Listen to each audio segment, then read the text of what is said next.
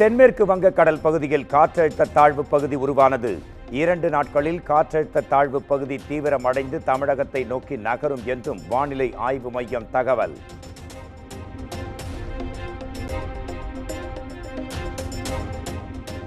சென்னை, திருவள்ளூர், காஞ்சிபுரம், செங்கல்பட்டு ஆகிய 4 மாவட்டங்களில் இன்றும் நாளையும் கனமழைக்கு வாய்ப்பு. விழுப்புரம், கடலூர் உள்ளிட்ட 12 மாவட்டங்களில் நாளை கனமழை பெய்யக்கூடும் என வானிலை ஆய்வு மையம் தகவல்.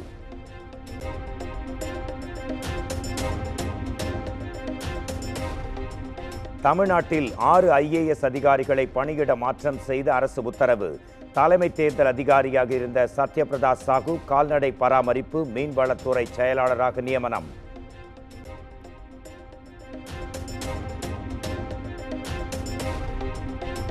எதிர்க்கட்சித் தலைவர் எடப்பாடி பழனிசாமியுடன் நேரடி விவாதத்திற்கு தயார். தன்னை அழைத்தால் நிச்சயம் செல்வேன் என்றும் துணை முதலமைச்சர் உதயநிதி பதிலடி.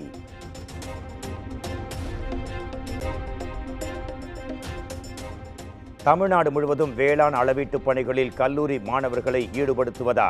தமிழ்நாடு அரசுக்கு எதிர்க்கட்சித் தலைவர் எடப்பாடி பழனிசாமி கண்டனம்.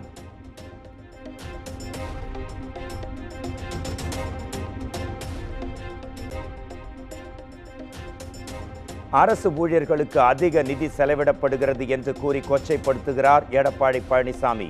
அரசு ஊழியர்களுக்கு அரசு எதுவும் செய்யவில்லை என எடப்பாடி பழனிசாமி நீலிக்கண்ணீர் வடிப்பதாகவும் திமுக கண்டன அறிக்கை.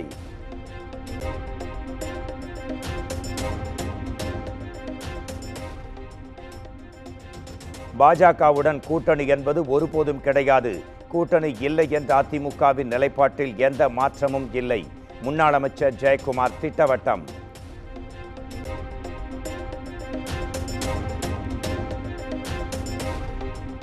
வாக்காளர் பட்டியலில் திருத்தம் செய்வதற்கான சிறப்பு முகாம்கள் குறித்து மக்களிடம் விழிப்புணர்வை ஏற்படுத்த வேண்டும். ஆட்டோ மூலம் பிரச்சாரம் செய்யவும் நோட்டீஸ் விநியோகிக்கவும் கட்சி நிர்வாகிகளுக்கு தமிழக வெற்றிக் கழகம் உத்தரவு.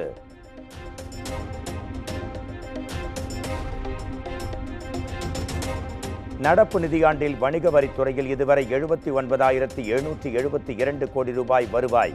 கடந்த நிதியாண்டை விட கூடுதலாக 9,229 கோடி ரூபாய் வருவாய் ஈட்டப்பட்டிருப்பதாக தகவல்.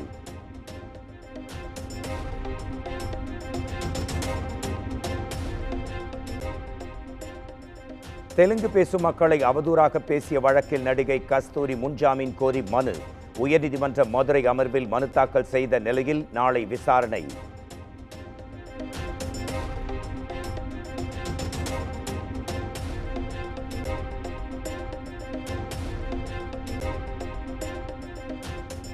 சென்னையில் சோலார் உற்பத்தி செய்யும் தனியார் நிறுவனத்தில் அமலாக்கத்துறை சோதனை. அடையாறு பிஷப் கார்டன் பகுதியில் உள்ள தொழிலதிபர் உமேஷ் என்பவர் வீட்டிலும் அதிகாரிகள் சோதனை.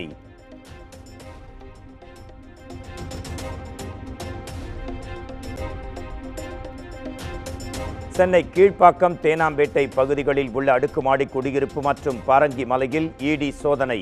தமிழ்நாட்டின் சில மாவட்டங்களில் தனியார் நிறுவனத்திற்கு தொடர்புடைய இடங்களிலும் சோதனை என தகவல்.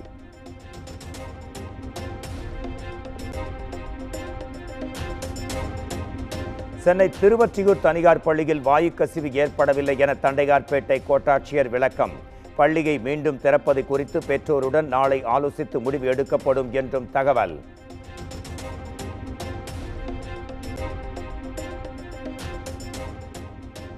அதிமுக தொடங்கிய திட்டத்தை முடித்து வைக்கும் திமுக அதற்கு கருணாநிதியின் பெயரை வைக்கிறது.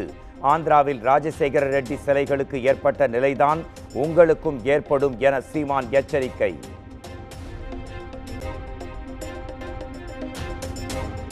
சென்னை பாரிமுனையில் பயன்பாட்டில் இல்லாத கட்டடம் விழுந்து விபத்து. சாலையில் சென்றவர் காயமடைந்த நிலையில் மீட்பு பணிகள் மும்முரம்.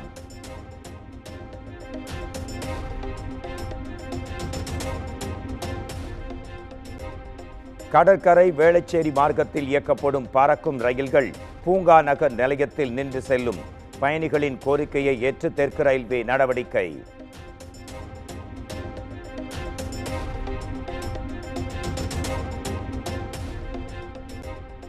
மதுரை அருகே RB உதயகுமாரை அமமுகவினர் தாக்க முயன்ற போது அதிமுக நிர்வாகி காயமடைந்த விவகாரம்.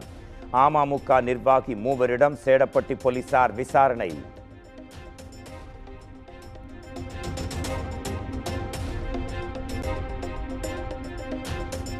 நாகையில் மாற்றுக் கட்சிகளைச் சேர்ந்தவர்கள் தமிழக வெற்றி கழகத்தில் இணைந்தனர். திமுக மற்றும் நாம் தமிழர் கட்சிகளைச் சேர்ந்த 200க்கும் மேற்பட்டோர் இணைந்ததாக தகவல்.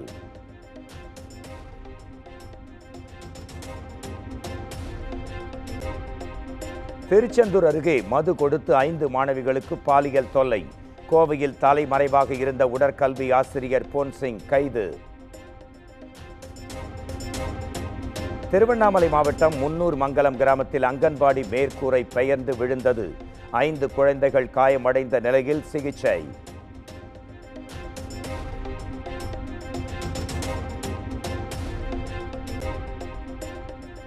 தஞ்சை மாவட்டம் ஒரத்தநாடு அருகே 4ஆம் வகுப்பு மாணவர்களின் வாயில் செலோ டேப்பை ஒட்டி கொடுமைப்படுத்திய தலைமை ஆசிரியர். வகுப்பறையில் பேசியதற்காக தண்டனை வழங்கிய தலைமை ஆசிரியர் மீது நடவடிக்கை எடுக்கப்படும் என பெற்றோர் ஆட்சியரிடம் மனு. செலோ டேப் யார் யார் கொட்டினாங்க?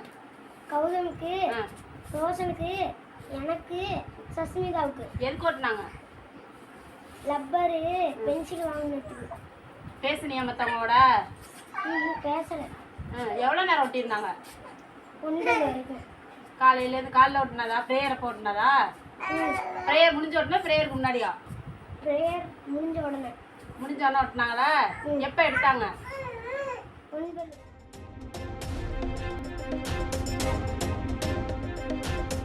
ஓசூரில் மருத்துவம் படிக்காமல் சிகிச்சை அளித்து 2 பெண் போலி மருத்துவர்கள் கைது.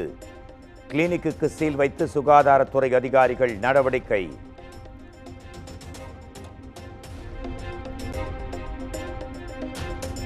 காஞ்சிபுரம் வந்தவாசி சாலையில் கடும் போக்குவரத்து நெரிசல் ஏற்பட்டதால் வாகன ஓட்டிகள் அவதி. போக்குவரத்து காவல்துறையினர் இல்லாததால் மக்களே போக்குவரத்து நெரிசலை சீர் செய்தனர்.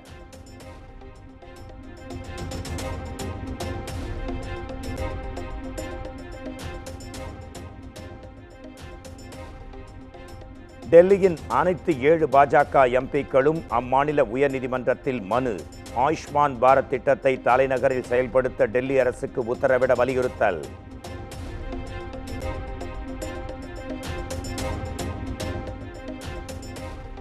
சாதி மதத்தால் மக்களை பிரிக்கும் தேச விரோதிகளின் முயற்சிக்கு இடமளிக்க கூடாது. எதிர்க்கட்சிகளை விமர்சித்து பிரதமர் நரேந்திர மோடி பேச்சு.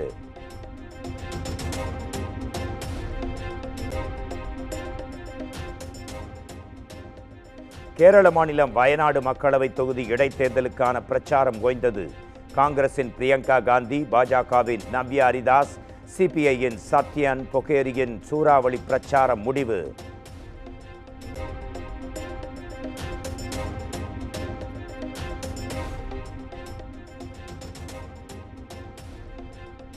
ஜார்க்கண்ட் சட்டப்பேரவையின் முதற்கட்ட தேர்தலுக்கான பிரச்சாரம் நிறைவு. 43 சட்டப்பேரவை தொகுதிகளில் முதற்கட்டமாக வரும் 13ஆம் தேதி தேர்தல்.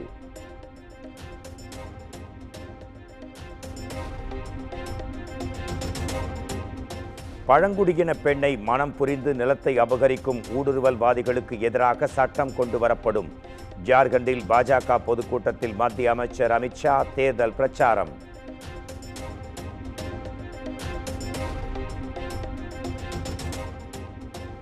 கர்நாடகாவின் மங்களூருவில் குடும்ப தகராறில் மகனுடன் தற்கொலைக்கு முயன்ற தந்தையால் பரபரப்பு. குருபுரா பாலத்தின் மீது ஏறி நின்று குதிக்க முயற்சித்த நிலையில் சமாதான பேச்சுவார்த்தைக்கு பின் கீழே இறங்கினார்.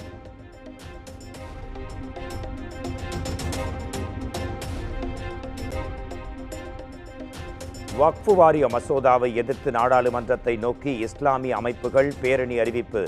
25ஆம் தேதி குளிர்கால கூட்டத்தொடர் தொடங்கவுள்ள நிலையில் தகவல்.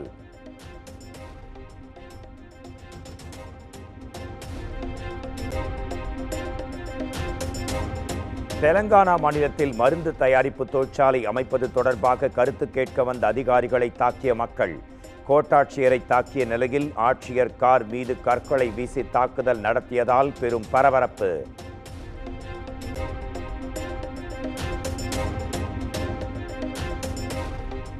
தெலங்கானா மாநிலத்தில் நிகழ்ந்த சாலை விபத்தில் லாரியின் அடியில் சிக்கிய பெண். பல மணி நேர போராட்டத்திற்கு பிறகு பத்திரமாக மீட்கப்பட்ட காட்சிகள் வெளியாகின. Chennai Grand Masters chess championship தொடரின் சேலஞ்சர்ஸ் பிரிவு தமிழ்நாட்டைச் சேர்ந்த பிரணாவ் வெற்றி.